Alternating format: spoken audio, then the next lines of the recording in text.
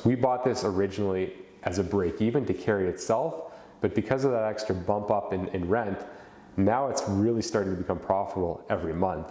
So that's one of the benefits to owning new builds in this area. People are willing to pay for that, and it works well for us. Hey guys, I'm Michael from Double E Properties, and today I'm going to be showing you an example, a real-time example of one of the properties that we invest in, how we invest, and why we make some of the purchases and upgrades on what we do in this property. So come in, I want to show it to you, and I'm excited about this. So here we are, this is the kitchen. This here, to get the kitchen to look like this isn't the first time we've designed this kitchen. To do this whole design, everything you see in this house, everything you're gonna see, took us about an hour to sit down with the representative from the builder, mark everything off, and all we did, the secret behind that is to get an interior designer, figure out how you do a property, and then from there, I figure out exactly how you're gonna design it, and from there, because we bought multiple, just basically rubber stamp it and continue the same process over and over again. Maybe make a few tweaks or modifications depending on the property you buy or depending on the styles that are available from the suppliers. So if you look around here, this is pretty basic.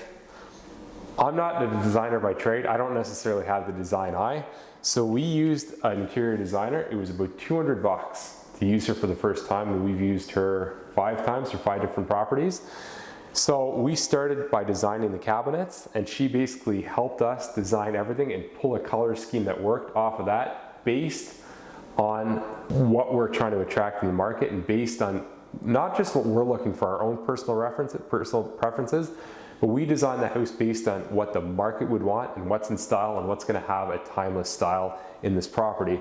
One of the things that I always like to do and mention to people when it comes to new builds is not overspending on your budget. We were given a $5,000 budget from the builder as a bonus, as a premium for buying their product, and we have never gone over that. The only time we went over that budget, I think it was $9, not even enough to buy pretty much a McDonald's Big Mac meal. That's the only time we've went. We've always used the disciplines to stay under that budget, and the reason why we don't spend more on these properties is because anytime I spend money, I always look at what's the return.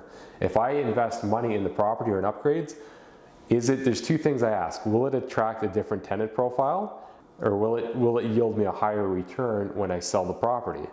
Those 2 questions are going to tie into what you're looking for. For us, for example, we're looking at indefinite positions on these properties, and we're looking at holding these for a long period of time. We don't have any plans on selling them because we're looking at long-term equity appreciation. So it doesn't make sense for me to start upgrading cabinet doors, to start upgrading laminate countertops and tiles and everything else, because we're just not going to get that return. We get multiple offers on these properties weekly when they're on the market, and the tenants that look at these, yes, they're great tenants, and they come, I call them category A or A+ tenants, but they're not necessarily looking for granite. They're not looking for fireplaces or pot lights. That's not going to make any difference because we're still getting the rents we want, and we're still getting the right amount of flow through and interest in these properties.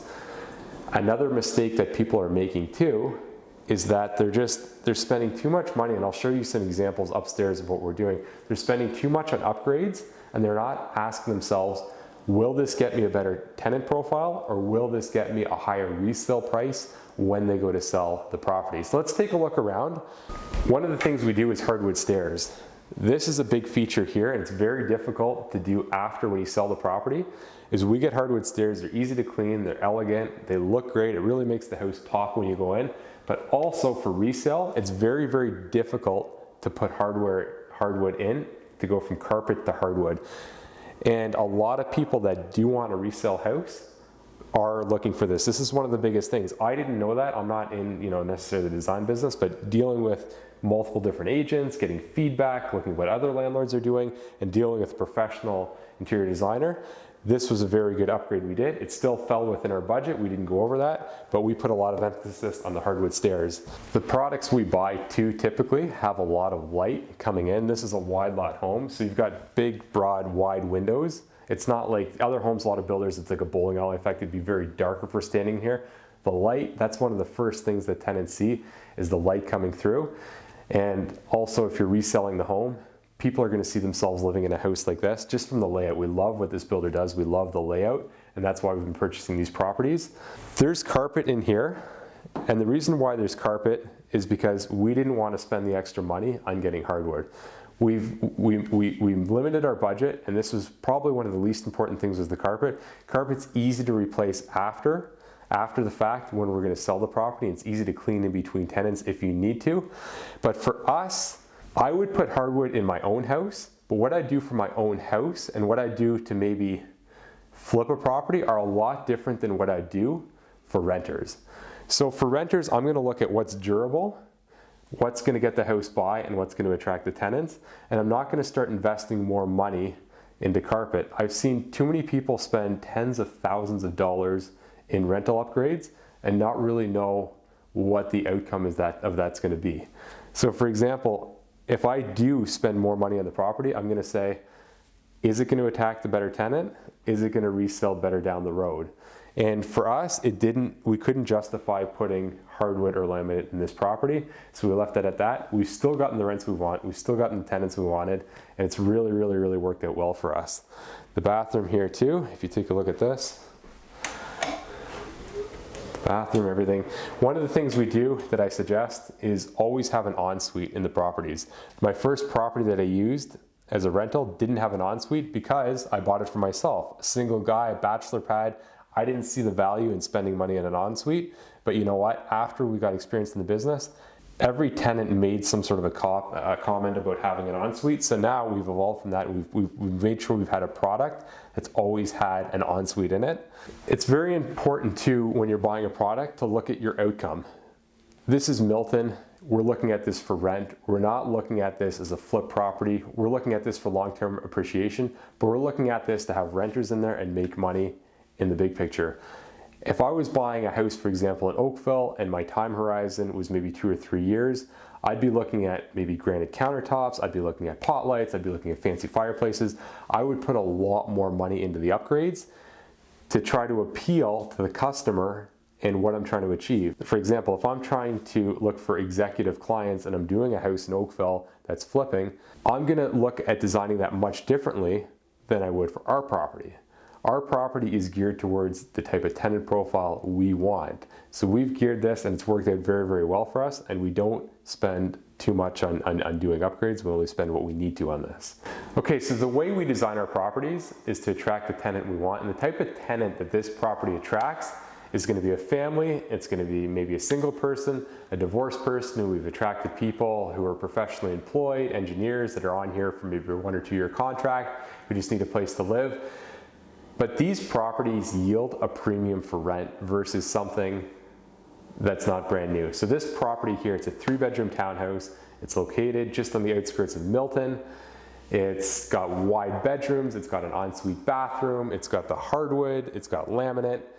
This is very appealing to a lot of different tenant profiles, but people, I find the tenants that come and stay and sign the leases in here, they really appreciate this type of a property that's built like this, that's brand new, and they tend to stay for a certain period of time because they see themselves living here, and it's almost something that they could live in, and it feels like a home to them the way they decorate it, and not just a place to rent. So we really do have an advantage when we're listing on the market to not only get more rent value per square foot, we're also looking at this as we want to draw a different tenant profile and have first pickings of whoever tenants come through, and we want to get multiple offers so we can really select the best tenant that's going to work not only for our profile but for the property too, who's going to take care of it and appreciate it. So in a property like this, the strategy we've used has been very, very good for us. So what's really interesting about this type of property is because we bought this based on fundamentals of the area. We did it based on the employment in Milton, the access to transportation, the proximity to the GTA. I mean, in 1 hour, I can hit almost every large city in this area. So we do have a lot of people coming in as commuters that don't necessarily work in Milton, but they're living here. Employment, there's a lot of great employment opportunities in Milton too. It's very, very fast and up and coming. It's one of the fastest, about less than 10 years ago, it was the fastest growing city. So there's a lot of growth and development, and there's a very, very low, there's almost, I wouldn't even say there's a vacancy rate. It's almost a 0 vacancy rate because there's just not a lot of product on the market. So right now for us, we call this almost the perfect storm, because with interest rates going up, with the new mortgage regulations and policies in place, it's become very difficult for homeowners to get into the market. So one of the side effects to that it's difficult to get into and own a property, but when you already own one like we do and you're renting it, we've had a lot more demand this year than we did a year ago. So for example, we did a lease on this when it was built a year ago and it was $1,850. That was market value. 1 year later, we've got this on the market for $2,200 and we're getting offers. I mean, we're getting offers weekly. We're getting this property viewed almost daily. Because of that, that's really helped accelerate the returns on our property and made the cash flow a lot more appealing to us. We bought this originally as a break even to carry itself, but because of that extra bump up in rent, now it's really starting to become profitable every month. So that's one of the benefits to owning new builds in this area. People are willing to pay for that, and it works well for us. So here we are, we're in an unfinished basement of the property. The reason why a lot of people say, well, you're gonna finish the basement, it would look a lot better with a finished basement. And the reason is, it comes down to money. I won't get any more rent. I might get a few dollars more in rent, but it won't offset the cost that I spend on redoing a basement like this and finishing it professionally. Another reason why I don't finish the basement too is that, let's be honest, if it becomes more comfortable, hey, maybe they want mom and pop staying down here. Maybe they, sublet the house to somebody else living in the basement, and that just adds more wear and tear to the property, more people coming through, and we don't want that. So that's one of the reasons why we don't finish the basement too. And also, if somebody comes in here, and we don't allow it, but if they smoke, or if they have pets, if they, something happens to the house, there's a flood, it's a lot more work to finish a finished basement and correct that problem than it is an unfinished basement. So it all comes down to return on investment. Does it make sense? Like anything else, like upgrades, does it make sense to finish the basement? Will it get us closer toward our goal? Will it bring us in more money? For resale value, where we are now, not necessarily. It might break even. I look at houses on the market. They sell, yes, they do sell for more than what this is, but I'm not in this market right now for resale value. Maybe 1 year down the road when we go to sell it, it'll look at numbers. I'll say, how much does it cost to put in? This is X, the money in. Y is the money we get from market appreciation. Does it make sense? The time, effort, the work we put in? If it does, I have no problem finishing the basement if I can reap those rewards, if it sells better. But right now, it's not worth finishing a basement in this type of product. All right, everyone, so that's a wrap up. I hope you enjoyed viewing my property. If you want to get in contact with us, if you have any questions, if you want to engage, if we love to educate people on this. We love to get in contact with other people. We love to network. So feel free to reach out to us. One of the options, we've got different options on social media. We've got a YouTube channel, doubleeproperties. We've got Instagram, also our name, our handle name on that is doubleeproperties. We're on Facebook, doubleeproperties. And if you want to email us, our email is doubleeproperties@gmail.com. We look forward to connecting with you guys, and I hope you enjoyed the videos. Take care.